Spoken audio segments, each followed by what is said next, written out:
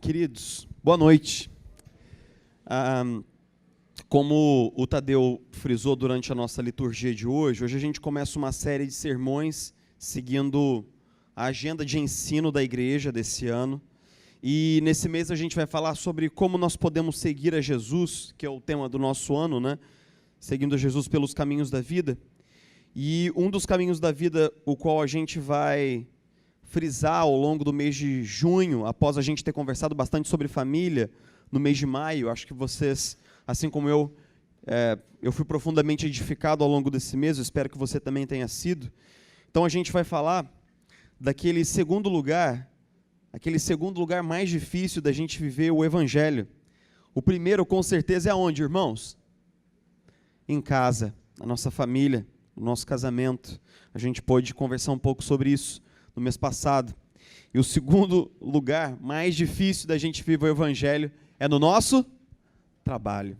E é sobre isso que a gente vai conversar hoje. Eu quero te convidar a abrir sua Bíblia comigo em Gênesis, capítulo 3, versículo 1.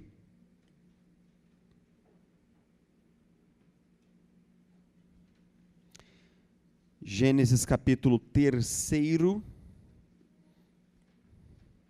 versículo 1.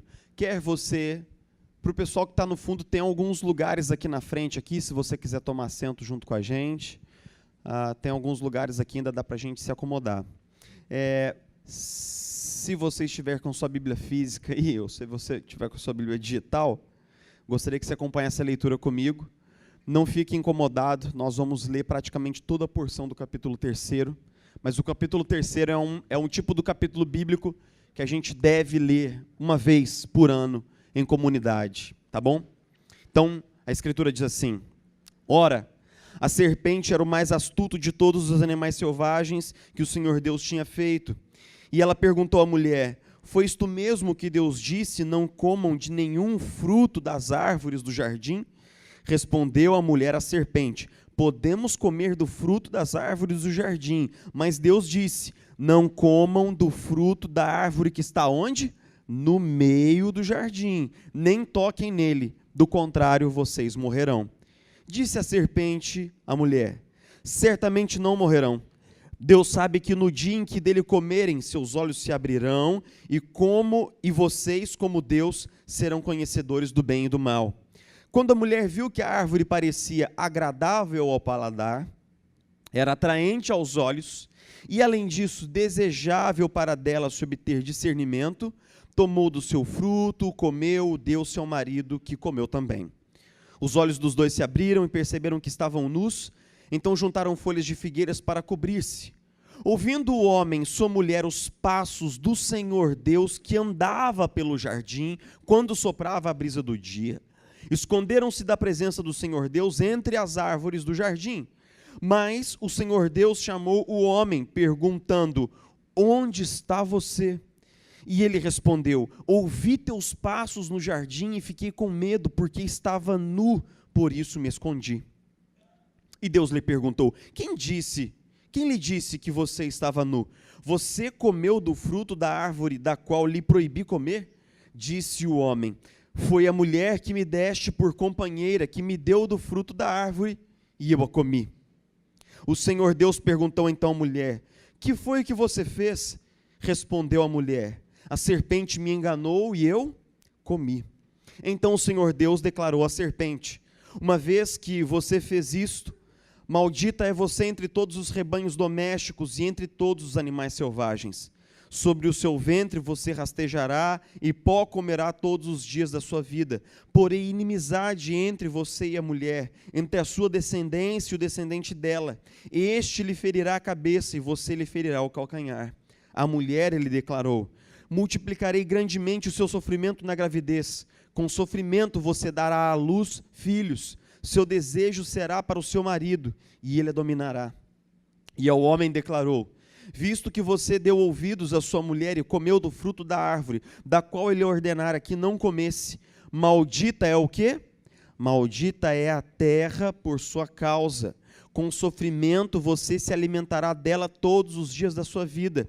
Ela lhe dará espinhos e ervas daninhas, e você terá que alimentar-se das plantas do campo. Com o suor do seu rosto você comerá o seu pão, até que volte à terra, visto que dela foi tirado, porque você é pó, e ao pó voltará. Jesus, nós, mais uma vez, nos aproximamos do texto bíblico, sabendo que nós estamos agora, Jesus, dependentes disso que nós cremos que é um milagre, a pregação das Escrituras. Jesus, nós não confiamos em ator humano, nós não confiamos em pregador humano, nós não confiamos num mestre humano das Escrituras, mas nós todos, eu e a comunidade, nós juntos, como família da fé, nós nos reunimos sob a sua liderança nessa hora, Espírito Santo. Você mesmo que inspirou as Sagradas Escrituras, para que o Senhor mesmo aplique a palavra ao nosso coração, nos ajudando a discernir como aquilo que nós lemos muda, transforma a maneira como nós percebemos a nossa relação com o nosso trabalho, as expectativas que nós temos a respeito do nosso trabalho e como o nosso trabalho se insere nos seus propósitos e para a sua glória. Nos ajuda, Jesus, nessa hora, enquanto nós estamos reunidos sob a sua liderança. Nós oramos no nome de Jesus. Amém. E amém. Eu já compartilhei com você uma vez um mito grego antigo, que é a história de um cara chamado Sísifo. Sísifo era um camponês muito esperto, um homem muito sagaz, muito inteligente, e que, por uma série de atos muito inteligentes, estratégicos e sagazes, ele desafiou, trapaceou e venceu alguns deuses do Olimpo. Mas os deuses do Olimpo, eles eram cruéis, eram sádicos, eram vingativos. Óbvio que eu não estou considerando que eles de fato existiram, mas essa é uma história. Espero que você esteja comigo nessa página aqui, tá? Nossa, então existem os deuses do Olimpo e eles são cruéis, meu Deus. Não, não existem, tá? No mito, os deuses são absolutamente cruéis e, tendo em vista que eles foram trapaceados por Sísifo, eles emendam um plano para se vingar desse camponês. E o que eles fazem? Eles pegam Sísifo, colocam ele numa prisão espaço-temporal, aonde há um morro bem íngreme e há uma pedra, uma bola de pedra enorme. E Sísifo, com enorme sofrimento, enorme esforço, perto de ter o seu corpo extenuado, ele empurra essa bola de pedra morro acima todos os dias, a começar pela manhã. A começar pela manhã, ele começa o seu trabalho árduo, e ele vai, o sol do meio-dia, açoitando o seu corpo, debaixo daquela tarefa absolutamente terrível, e quando ele chega no final do dia, que ele coloca a bola de pedra lá em cima, o que acontece? Os deuses fazem com que ela role morro abaixo, e no dia seguinte, Sísifo começa tudo de novo, tudo de novo, tudo de novo, porque Sísifo, assim como Prometeu, foi encerrado numa escravidão eterna. Ele não tem permissão para morrer, ele não tem permissão também para abandonar a tarefa de rolar a pedra. Mas note que a tarefa de rolar a pedra, embora seja muito extenuante, muito cansativa e cruel, ela absolutamente não tem sentido. É uma repetição mecânica de um esforço brutal, mas sem sentido. No final do dia, a pedra rola para o mesmo lugar e ele desce o morro e tudo aquilo não tem sentido. A punição de Sísifo é ser encerrado num trabalho que não tem sentido, que é excruciante, cansativo, desumano, pesado, mas que ao mesmo tempo não chega em lugar nenhum. E pode ser que você me ouvindo, você esteja falando assim: nossa, pastor, parece que você está definindo a minha vida de trabalho, parece que você está falando da minha relação com o meu trabalho. Eu não sei se você que é dono de casa ou dona de casa já percebeu, mas quando é que você termina de lavar a louça? Seria bom, né, se um dia você lavar, você vai falar: rapaz, agora acabei de lavar a louça. Eu tenho uma dica, uma coisa que pode te ajudar a acabar de lavar a louça é um bom martelo. Não é? Porque se você pegar toda a louça da sua casa, colocar sobre uma mesa e quebrá-la toda, aí você acabou de lavar a louça. Do contrário, isso não... Quando é que você acabou de varrer a casa? Nunca. Mas muitos de nós, não é só a questão da repetição da tarefa. Mas o fato de que muitos de nós chegamos, às vezes, no final de uma semana de trabalho, no final de um mês de trabalho, a gente está com o corpo cansado, a gente está com a mente cansada, e você se pergunta assim, cara, para onde tudo isso vai? Qual é o sentido desse trabalho que eu faço? Às vezes você faz um trabalho pequenininho lá na sua empresa, que é uma empresa monstruosa, e chega um momento que você já não sabe mais qual a relevância do seu trabalho, qual é o sentido do seu trabalho. Você já não sabe mais por que você constrói, por que você edifica, por que você tira fotos, por que você faz o que você faz. Você perdeu o sentido do seu trabalho. O mito de Sísifo, Ana, é sobre o trabalho, o sofrimento do trabalho e a perda do sentido. E tudo isso nós conhecemos bem. Eu tenho ouvido muitas pessoas no gabinete, no Projeto Seara, que é um projeto de treinamento de liderança avançado que a gente tem aqui na nossa comunidade. E é muito legal que todas as vezes que as pessoas têm uma oportunidade de falar, elas começam a falar de como elas estão, muitas vezes, sofrendo no seu trabalho. E isso é uma fala recorrente aqui na nossa comunidade. Muitas pessoas estão numa posição de estarem um pouco chateadas, aborrecidas com o seu trabalho, porque o seu trabalho é duro, é difícil, é árduo, muitas vezes não tem aquela recompensa emocional, moral do elogio, às vezes não tem a recompensa financeira que é esperado, é um cansaço medonho e no final de tudo, para quê? Para quê? Muitos de nós ficamos presos naquele lugar em que a gente sabe que a gente tem que trabalhar, porque o nosso trabalho coloca, pão sobre a nossa mesa, mas muitas vezes a gente se sente um pouco aborrecido e sentindo que nós estamos como Sísifo, presos numa travessa do tempo, onde a gente rola uma pedra, ela volta, a gente rola uma pedra, e essa história é a mesma história sempre. É uma chatice danada, e a gente perde um pouco daquilo que talvez um dia a gente teve, que foi alegria no trabalho. Eu não sei se você se lembra de quando você chegava alegre no trabalho, com vontade de trabalhar, porque algum dia deve ter acontecido na sua vida, eu espero que sim, Eu espero que algum dia você tenha chegado, nossa, cara, aquela coisa de se arrumar o material e ir, Lembra assim do seu primeiro dia na faculdade? Como você arrumou a mochila e foi todo empolgado, mas chega um momento em que alguma coisa se perde dentro de nós. Alguma coisa se perde dentro de nós e essa repetição começa a ficar profundamente maçante. Essa relação do sofrimento e do trabalho é uma coisa que me intriga muito, porque nós sabemos que o trabalho foi criado por Deus não como um peso, não como uma chatice sem fim, mas como uma maneira do homem encontrar o seu lugar na criação. O trabalho foi dado no princípio como um dom de Deus para o homem. Deus plantou um jardim e o homem foi colocado no jardim para cuidá-lo e cultivá-lo. Os bichos foram trazidos à sua presença para que ele os nomeasse. Então o trabalho foi dado como uma bênção. O trabalho foi dado como um dom, foi dado como um presente. Mas o que aconteceu? O que aconteceu? Por que depois que Deus pensou no trabalho, veja bem, o próprio texto de Gênesis começa com Deus trabalhando. A criação do mundo é pintada, é desenhada diante dos nossos olhos como o trabalho de uma semana de trabalhador. E no domingo Deus criou céus e terra, e tal, segunda, terça, quarta-feira, e no sábado ele descansou, profundamente contente com a obra, o resultado do seu trabalho. Então Gênesis começa com uma semana de trabalho e Deus entrega o trabalho ao homem para que o homem agora continue o trabalho que Deus começou. Deus começou o trabalho da criação. O homem deve agora embelezar a criação, cultivar a criação, criar arte, criar beleza, criar cultura, criar música e embelezar a criação com o seu trabalho. Então por que esse trabalho que foi dado no princípio e que era tão bom, se torna alguns dias uma pedra tão difícil de rolar morro acima? A peça que falta nesse quebra-cabeça é Gênesis 3.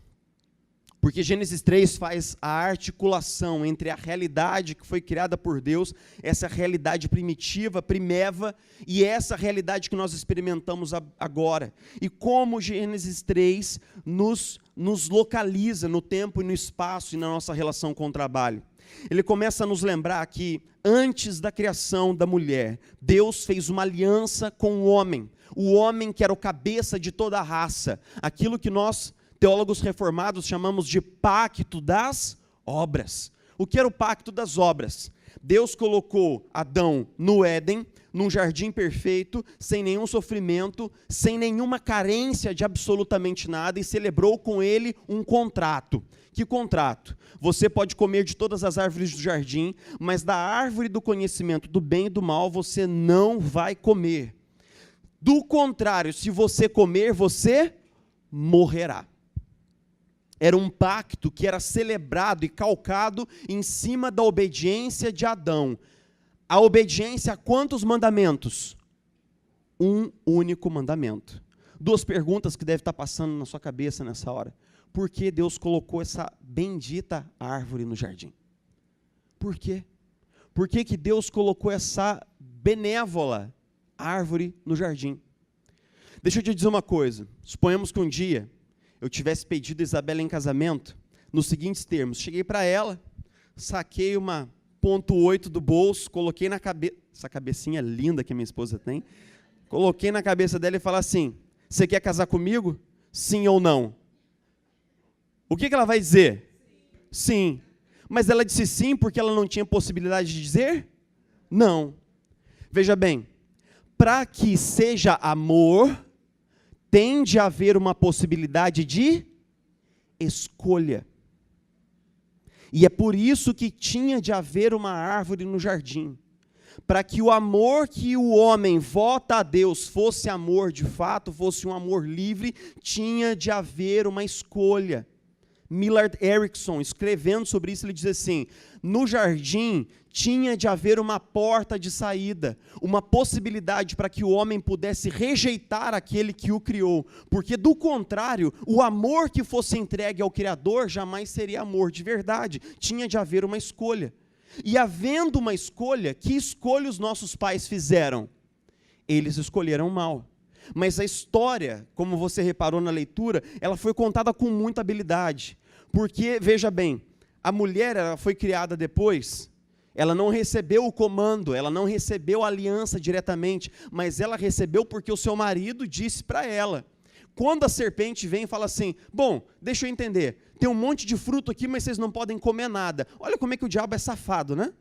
Ele é safado, rapaz, porque ele sabe que aquilo não é verdade, né? Ele é danado. Ele fala assim, então quer dizer que vocês não podem comer nada? Ela falou, não, a gente pode comer tudo, com exceção de uma única árvore. Aí ele joga aquela meia-verdade que no final é mentira. Deus não é bom. Porque ele não deu a conhecer a vocês toda a bondade. Ele não contou a história toda. Vocês não sabem de tudo. Porque se vocês comerem da árvore, vocês serão como Deus, conhecedores do bem e do mal.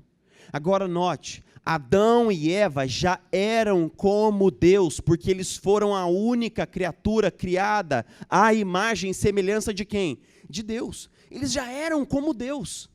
Eles já eram isso que Eva almejava. Eles já eram assim. Lhes foi dado esse status na sua criação. Mas Eva, vendo que o fruto era agradável aos olhos, gostoso no paladar e desejável para dar entendimento, uma tríade de visão, paladar e discernimento que João também usa na sua epístola para falar sobre o pecado, ela toma o fruto, come e dá ao seu marido que, não fazendo o papel de cabeça da aliança, também come. Note, Eva foi enganada, Adão não foi enganado. Mais tarde, Paulo, escrevendo em suas epístolas, ele diz claramente, Eva foi enganada, ela foi ludibriada, ela foi trapaceada pelo diabo, mas o homem não foi enganado. O homem fez uma escolha consciente de ficar ao lado da sua esposa e entrar em um estado de rebelião contra o seu Criador. E então Deus visita o jardim. E esse texto é muito dramático. Se você ler esse texto com um pouco de distanciamento, você vai notar que Deus vem passear no jardim, o texto diz, como Deus sempre fazia, Deus vinha sempre ao jardim trocar uma ideia com eles, comer pão de queijo, né? Falar da vitória do Liverpool de 2-0, comentar e tal, quem jogou, quem fez, e como é que foi o pênalti e tal, não sei o quê. Mas aí, quando Deus estava vindo para comentar do jogo do Liverpool, que foi muito maneiro, Deus notou que tinha uma parada diferente naquele dia, porque o homem estava escondido. E esse texto, ele coloca duas coisas, cara, duas coisas juntas. Deus perguntando, onde você está? Note que Deus aqui, ele não está confuso geograficamente. Deus não precisa de esclarecimentos. Deus, que é o Criador de todo o céu e de toda a terra, ele sabe aonde o homem está. A pergunta mais é do tipo assim, cara, por que você me abandonou? Por que você fez isso? Por que você meteu o pé, deu as costas e simplesmente foi embora? Isso daqui é quase que um desabafo de Deus quando ele chega no jardim. E aí o homem diz assim, né? Sempre sendo homem. Não, foi a mulher a mulher que tu me deste, né? Sempre se colocando, sempre não assumindo sua responsabilidade. O que você fez? Você comeu do fruto? Não, foi a mulher que tu me deste. E aí a mulher, o que você fez? Não, a serpente me enganou. Em última instância, quando as criaturas pecadoras são confrontadas, elas dizem assim, Deus, o problema não é meu. O problema foi a mulher que tu me deste. A mulher diz, o problema é a serpente que tu criaste. Então, quase que no final das contas, ao invés deles aceitarem a própria culpa, eles falam o quê? Deus, o Senhor é o culpado disso tudo aí. Porque o Senhor criou a mulher, o Senhor criou a serpente, então, cara, é tudo culpa sua. E aí, então, Deus dispara uma série de sentenças de julgamento. Nessa sequência, para a serpente, para a mulher e para o homem. E nós vamos nos concentrar no julgamento do homem, porque quando nós entramos na questão do homem, ele diz claramente, como nós lemos, porque você me desobedeceu, o seu trabalho, a natureza do seu trabalho será mudada. Porque antes, lembre-se, o homem tinha um trabalho que era facilitado pelo fato dele estar no Éden. Ele cultivava aquilo que Deus já havia plantado. Mas agora o homem seria expulso do Éden, ele teria que plantar para o seu próprio sustento, e Deus diz assim, a terra te dará espinhos e ervas daninhas. Você comerá o pão com o suor do seu rosto, ou seja, com muito esforço, com muito sofrimento, com aquela coisa toda, e até que você volte à terra, porque do pó você veio e ao pó você voltará. Então, basicamente, o que acontece aqui em Gênesis 3 é que a relação do homem com o trabalho é mudada, porque quando Deus rompe o seu relacionamento quando o homem rompe o seu relacionamento com Deus, esse vínculo do trabalho do homem com o próprio Deus é mudado. Agora esse trabalho passa a ser, muitas aspas, eu espero que você entenda esse termo, ele passa a ser amaldiçoado. Ele sofre de uma maldição que está sobre ele. É isso que o texto diz. E como é que isso ajuda a gente, né? Gênesis 1, 2 e 3, Abraham Kuyper, comentando esse texto, ele diz assim, nós precisamos ler as páginas de Gênesis, porque em Gênesis não é contada a história do ser humano, é contada a nossa história é contada em Gênesis. E o que Gênesis nos conta é como a nossa história foi desconectada da história de Deus por causa do pecado, como o pecado quebrou o projeto original, e ela nos ajuda a mediar a nossa expectativa com a realidade. Tim Keller, comentando sobre esse texto, diz assim, a queda foi desastrosa, danificou diversas coisas no mundo inteiro, e um dos campos mais afetados pela queda foi o nosso trabalho. A história contada pela Bíblia é que, embora Deus o tenha abençoado para que fosse um uso glorioso dos talentos e dos recursos para a prosperidade do mundo, agora o trabalho também está amaldiçoado por causa da queda da humanidade. E como que a gente pode ver isso? Como que o trabalho se torna um lugar de sofrimento? Eu vou destacar 5 coisas, bem rapidinho. Em primeiro lugar, o trabalho em si. O trabalho em si. Eu converso com muitos adolescentes que estão fazendo escolha vocacional. E muitos jovens, eles querem escolher um tipo de trabalho em que tudo é bom e nada é ruim. E eu te digo, esse trabalho absolutamente não existe. Por mais que você ame o que você faça, tem sempre uma chatice no trabalho. Por exemplo, eu amo dar aula. E nos anos que eu dei aula no ensino médio de filosofia e sociologia, eu curtia muito, achava muito maneiro estar com os alunos, apresentar o evangelho naquele contexto, mas você já corrigiu uma pilha de 50 provas? é a coisa mais entediante do mundo. Eu ficava assim, meu Deus, eu amo dar aula, mas eu odeio corrigir prova com todas as minhas forças. Nossa, quando eu tinha que dar uma prova e corrigir a prova, meu irmão, para mim era uma sofrência, cara. Assim, eu ficava lá, eu corrigia 10 e ficava assim, Deus, por que eu? Corrigia 10, fala assim, a vida não é justa, mais 10 e que chatice, miserável. Aí, quando você está fazendo um trabalho que você não gosta, tudo é mais atraente, né? Aí você para aquilo 1 milhão de vezes. Cara, corrigir prova é um negócio que não acaba, parece que você leva uma vida corrigindo, um bolinho de prova. Por quê? Porque é um troço chato na profissão do professor. E eu acredito que a sua profissão também tem coisas chatíssimas, insuportáveis, que você faz com arrepio, mas faz. Rapaz, você quer ver um troço na vida do pastor? Relatório de ano pastoral. Você chega no final do ano e coloca numa bendita planilha de Excel, cada visita, cada aconselhamento. Rapaz, aí você vira a agenda do ano e começa a recontar tudo que você fez. 1, 2, 3, aí o telefone toca, aí você perde a contagem. 1, 2, 3. É uma coisa absolutamente chata, entediante, sem sentido. A segunda fonte de sofrimento no trabalho são as relações. E você sabe bem o que isso significa, porque em todo trabalho de equipe tem o quê? Tem essas relações, às vezes, né, perigosas entre chefes, com sócios, com colegas, com colaboradores. Tem intriga, tem competição, tem rivalidade. Às vezes, no meio da rivalidade da competição, surge uma pontinha de uma coisa mais séria, que é o ódio, o desprezo, que surge essa inimizade, surge mentira. Nós sabemos muito bem o que é quando pessoas trapaceiam no trabalho, e isso nos prejudica, impacta o nosso trabalho. Além do trabalho em si, das relações, tem a questão do sofrimento relativo à carreira.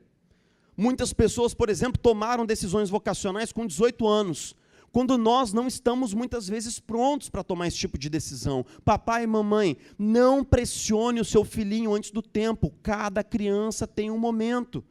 Eu fui encontrado pelo ministério aos 20 anos de idade. Isso seria uma vocação tardia para muitos, mas, cara, para mim era o tempo certo, porque 2 anos antes eu queria ser veterinário. E se eu tivesse ser veterinário, eu seria muito infeliz. Eu não estava pronto para decidir quando eu tinha 17, 18 anos. Porque muitas vezes nós nos encontramos com 40, 50 anos de idade e, de repente, descobrimos que nós estamos na carreira errada. E como é isso? O que acontece quando você tem 60 anos de idade e descobre que você nunca fez o que você sonhava fazer de fato? Ou então que você até escolheu a carreira certa, mas que você está num lugar em que não há reconhecimento, não há ascensão, não há oportunidade de crescimento, e muitas vezes quando você escolheu um trabalho que você ama, mas que no momento, por causa da crise no Brasil, não tem postos de trabalho. Eu me formei em técnico em eletrônica em 99, e logo em 99, em 2000, todas as fibras ópticas estavam sendo instaladas, terminadas no Brasil. Eu me formei com um emprego que há 5 anos atrás, 5 anos antes, era o melhor emprego do mundo, e quando eu me formei, ele era o pior emprego do mundo. E eu nunca consegui estágio e nunca consegui nada. Era uma fatalidade. Por fim, contexto e expectativas. O que é contexto? Trabalhar é sempre duro, mas trabalhar num grande centro é mais duro ainda. Porque você leva um tempasso de deslocamento no trânsito, você enfrenta a questão da segurança pública aqui na nossa região, que é muito difícil. Então, a violência, o trânsito, o ritmo pesado, as longas horas de trabalho e outra coisa, no grande centro, a competitividade é absolutamente brutal. Eu sei. Eu fui pastor no interior durante 8 anos, eu venho de uma cidade interior, e no interior existe sim a competição, mas não é como aqui. Aqui você tem que realmente todo dia matar um leão e um gigante e um urso, tudo no mesmo dia, porque se você não matar, alguém vai matar. Alguém vai matar e vai se tornar um candidato sério ao seu posto de trabalho. E por fim, expectativas. E por que as expectativas são uma fonte de sofrimento? Porque, como a gente ouviu na semana passada, o Felipe conversando com a gente, nenhuma geração tem tanta expectativa de encontrar felicidade no trabalho como a minha, os chamados millennials, ou post-millennials, aqueles que nasceram a partir de 2000. Nenhuma geração tem tanta expectativa de mudar o mundo, de causar um impacto e tudo isso que nós já ouvimos. Mas a grande questão é que quanto maior essas expectativas, às vezes menos a gente se sente feliz no nosso trabalho. Porque nós não acabamos não nos contentando com aquilo que é rotina, com aquilo que é comum, ou com um trabalho que é justo. Há uma geração atrás, um bom trabalho era aquele que pagava as contas. Hoje, um bom trabalho é aquele trabalho que te traz realização. E se, por um acaso, você não estiver num trabalho que te traz realização, mas que paga as suas contas? Para a minha geração, é uma coisa absolutamente impensável, insuportável, difícil e suplicante. E como nós nos sentimos, unindo todos esses fios de sofrimento, que é o trabalho em si, as relações, a carreira, o contexto, as expectativas, nós nos sentimos muitas vezes frustrados, desanimados, muitos estão deprimidos, e muitos de nós estamos ali naquele negócio, entre a espada e a cruz. O meu trabalho ajuda a pagar as contas de casa, ajuda a pagar a escola dos meninos, ajuda a pagar seguro do carro, ajuda a pagar o aluguel. Mas, ao mesmo tempo, eu sou infeliz no meu trabalho. Mas o que eu vou fazer? Eu tenho responsabilidades, eu não posso jogar tudo para o alto e simplesmente sair por aí perseguindo os meus sonhos, e a gente fica ali, ó, naquele espaço. Naquele espaço. Alguém deve estar pensando assim, rapaz do céu, a gente vai começar uma série desse jeito, como é que a gente vai terminar essa série? Está meio puxado esse negócio. Eu quero terminar com uma nota de esperança, porque Gênesis 3 termina com uma nota de esperança. Gênesis 3 começa a dizer para nós, de maneira muito breve, mas muito poética, no versículo 21, Deus veio, condenou e julgou a rebeldia das suas criaturas, mas o Senhor Deus fez roupas de pele e com elas vestiu Adão e sua mulher. E aqui eu quero quero dar uma mordida importante.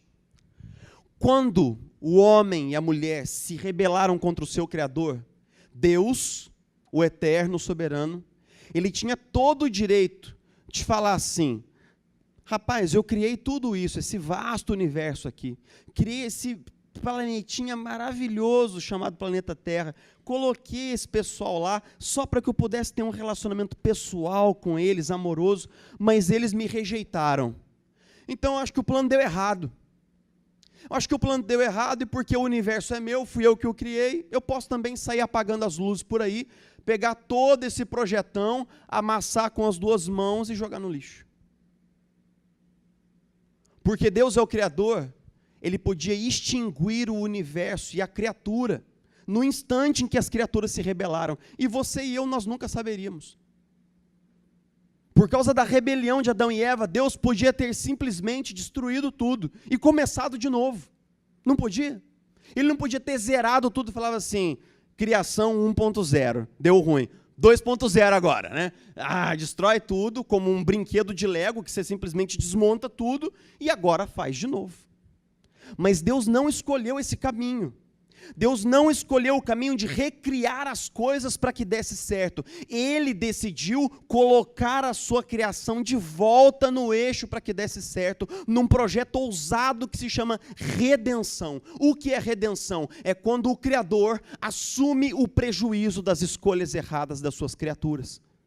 Note, Adão e Eva, eles estavam nus e sentiram vergonha. Então Deus fez o quê? Eles tinham costurado algumas folhas para tapar as suas partes íntimas. Você se lembra do texto? Mas Deus matou um animal, e com a pele daquele animal que foi morto, ele cobriu a vergonha, tanto de Adão quanto Eva. Um sinal de que Deus estava disposto a caminhar uma segunda milha com aquele casal. Um sinal de que Deus estava disposto a bancar o projeto de redenção, porque para cobrir a vergonha daqueles dois, alguém teve que morrer.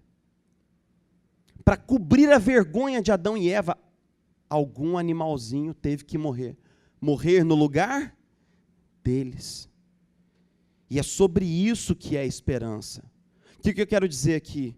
Quero dizer que por mais que o nosso trabalho tenha sido afetado pela queda e pelo pecado, para nós que fomos reconectados a Deus por Jesus Cristo, há uma nota de esperança, porque você e eu sabemos que Deus não desistiu de nós.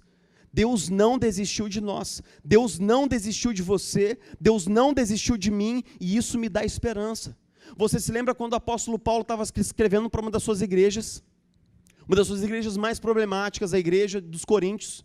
E Paulo tinha ficado muitos dias fora de casa, viajando, passando fome, passando pobreza, foi apedrejado, foi chicoteado, e no final das contas essa igreja virou as costas para ele e negou o apostolado de Paulo, porque alguns tinham se infiltrado na comunidade e feito a cabeça contra o apóstolo. É justamente para essa comunidade que Paulo escreve, porque, meus irmãos, não desanimem, porque no Senhor o nosso trabalho não é vão. Veja bem, se tem um cara que podia achar que o trabalho é vão e que não tem sentido, é Paulo, né? Paulo poderia ter dito assim, caramba, velho, me matei por causa desse povo. Eu me sustentei fazendo tendas e pregando no final de semana, trabalhando como um maluco. Eles nunca deram R$1 para o meu salário, nunca deram R$1, cara, para o meu aluguel, nada. E agora esse povo, que foi todo evangelizado por mim, foi batizado por mim, foi discipulado por mim, eles me negam e me descartam porque chegou uma novidade na igreja. Com certeza o meu trabalho é vão, mas é justamente para a igreja de Corinto que Paulo disse, no Senhor o nosso trabalho não é vão, e ele não está falando só sobre ministério. Meu irmão, minha irmã, se você não sair daqui hoje pensando que o seu trabalho é o seu ministério, eu não consegui me explicar em nada, porque é isso que eu quero dizer.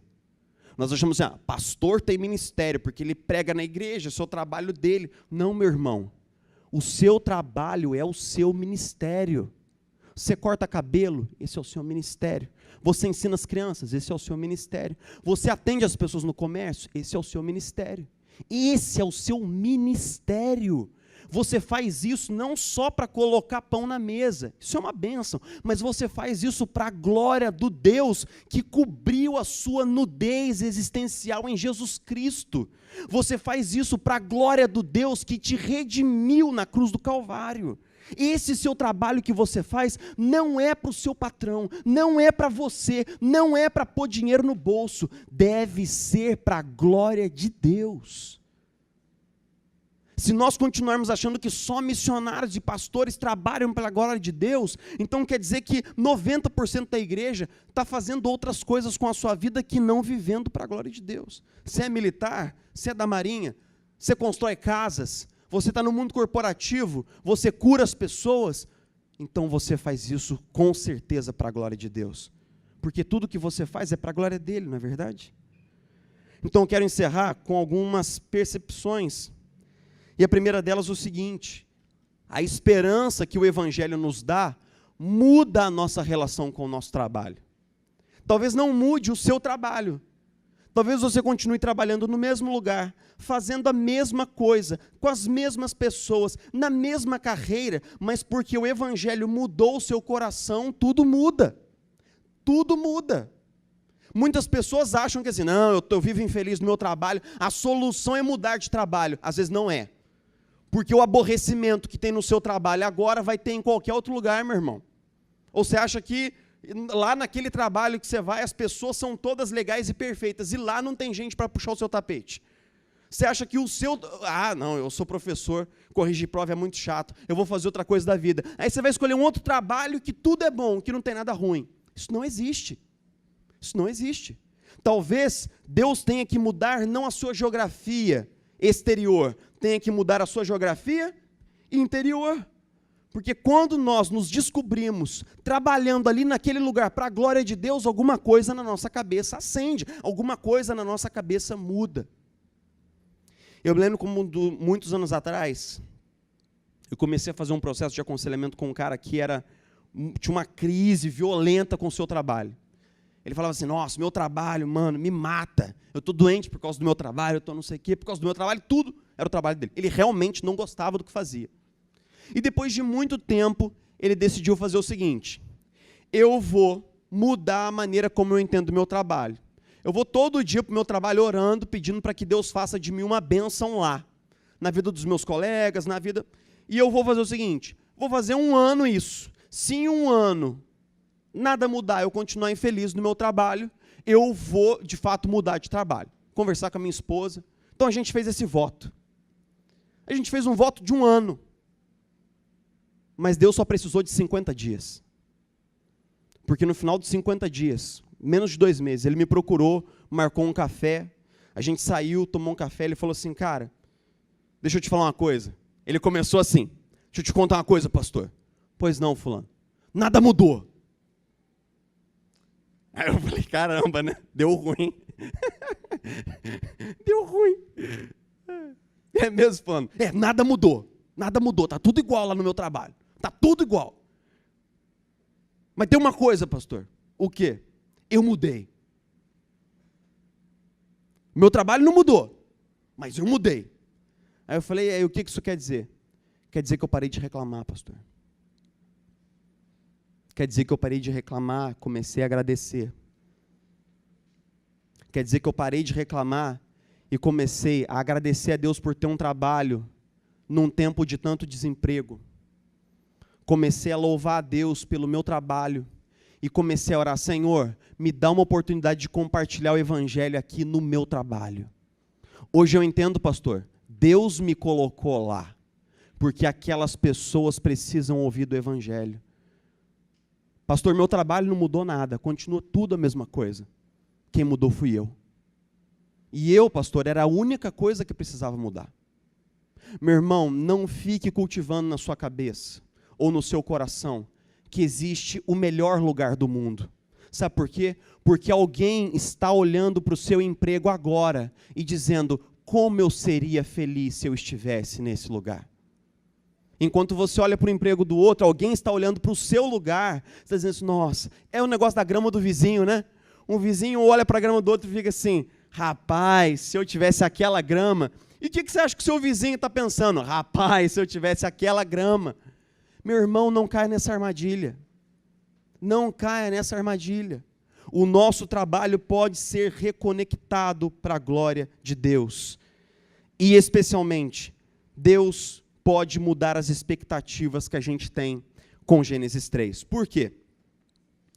No dia que alguma coisa chata acontecer no seu trabalho, você se lembra do seguinte, o sofrimento alcançou todas as esferas da existência humana por causa do quê? Por causa do pecado. E isso acontece também no seu trabalho. Quando nós temos uma expectativa do trabalho moldada por Gênesis 3, quando eu tenho um dia difícil de trabalho, eu não fico surpreso. Eu falo, não, é isso mesmo. Deus já tinha dito na sua palavra, com o suor do rosto comerá o seu pão. Então é isso. Mas eu tenho que agradecer a Deus porque eu tenho trabalho, porque o meu trabalho, no final das contas, não é sem sentido, não é a não é a bola de pedra rolando de morro abaixo. O meu trabalho é para a glória de Deus. O meu trabalho é para a glória de Deus. Então nós deixamos de ter expectativas de que o nosso trabalho vai nos dar um sentido existencial mais profundo, porque eu sei que a minha identidade está no Evangelho, está no trabalho que Jesus fez por mim na cruz do Calvário, e não no trabalho que eu performo de segunda a sexta. Não é o meu trabalho que diz quem eu sou, ele não tem poder de fazer isso, nunca terá, mas o trabalho que Jesus completou na cruz do Calvário e está pronto no Evangelho, esse trabalho tem poder para me dar identidade, para me dar senso de valor. Eu posso descansar nesse trabalho. Moisés foi um libertador do povo de Israel.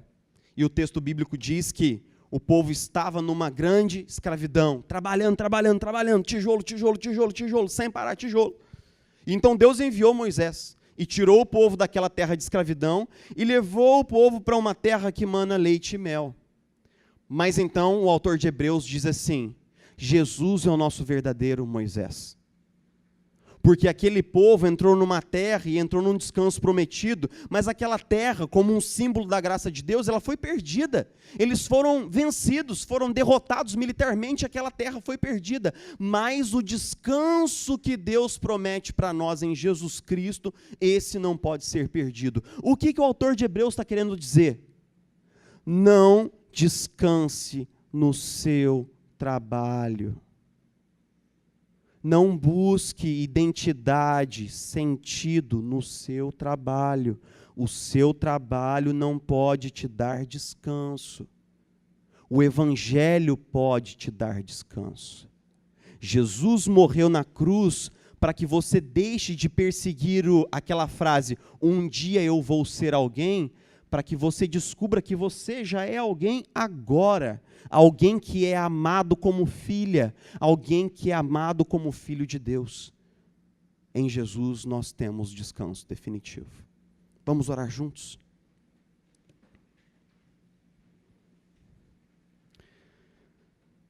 Jesus Cristo, querido Salvador, amigo, muito obrigado.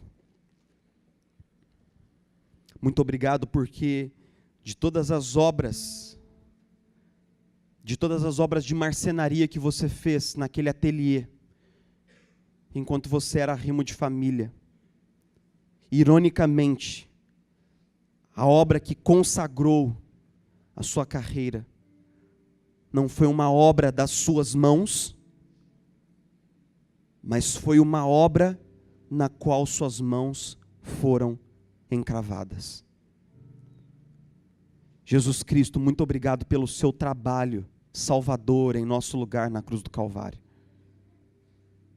Muito obrigado porque por causa do seu trabalho completo, trabalho que foi feito de fato, literalmente com sangue e suor, nós temos descanso, descanso interior, porque nós sabemos quem somos em você, sabemos quem somos por causa de você, por causa do seu trabalho.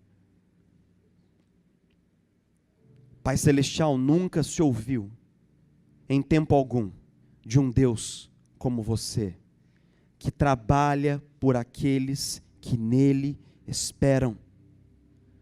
Nunca se ouviu, Pai, falar de um Deus que mesmo quando nós dormimos, o Senhor ainda assim trabalha por nós. O Senhor trabalhou na criação, o Senhor completou a obra de criação. E quando nós colocamos tudo a perder com a nossa rebeldia, o Senhor trabalhou na nossa salvação e trabalhou no plano de redenção. Muito obrigado, Pai. Você é o nosso maior exemplo de trabalho. E você também é o nosso maior exemplo de descanso. Nos permita que a gente possa conversar sobre o nosso trabalho nesse mês na nossa comunidade. Que nós possamos lançar um olhar diferente para o nosso trabalho através das Sagradas Escrituras. E que o Teu Espírito mobilize em nós um novo entendimento do nosso trabalho. Mobilize em nós uma nova gratidão pelo nosso trabalho. Mobilize em nós um novo senso de missão no nosso trabalho. De tal maneira que tudo que nós fizermos em palavra, em obra, em ação, em pensamento, seja para a Tua glória, para a glória de Jesus, nosso amado Salvador. Amém.